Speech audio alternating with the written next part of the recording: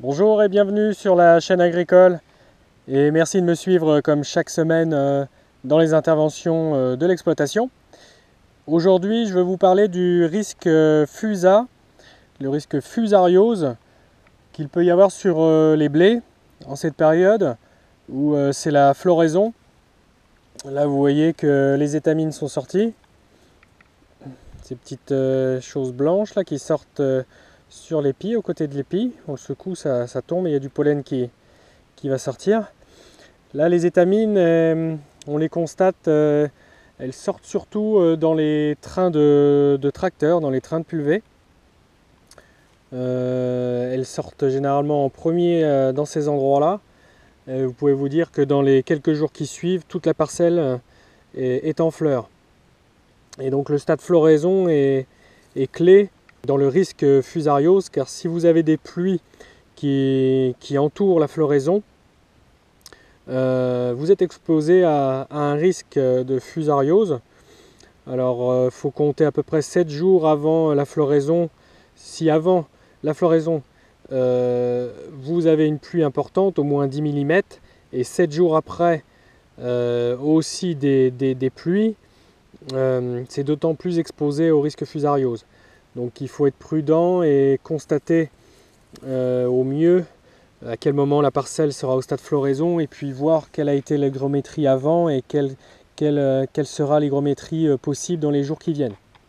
Il faut avoir sous le coude quand même une solution fongique, prévoir de l'Horizon ou du Balthazar par exemple à 1 litre hectare pour préserver un maximum le blé du risque FUSA. Il faut aussi mettre pas mal de litrage, mettre pas mal d'eau. Vous pouvez fonctionner à 200 litres hectare. C'est ce qu'on va faire si on doit intervenir. Sachez que c'est un risque à prendre en compte. Ce champignon peut causer des pertes de rendement jusqu'à 20 quintaux. Et pourquoi je vous dis de mettre un litrage important, c'est que donc tout l'épi doit être arrosé. Il faut que la matière active qui est pendue atteigne chaque épi, chaque graine.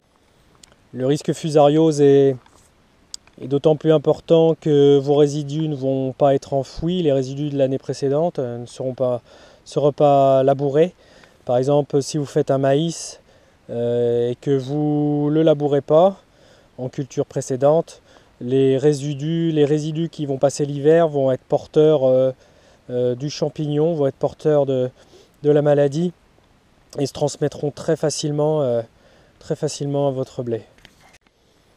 Et pareil, en autre solution agronomique, c'est l'allongement des rotations, éviter un maximum le retour du blé ou d'une céréale dans la parcelle.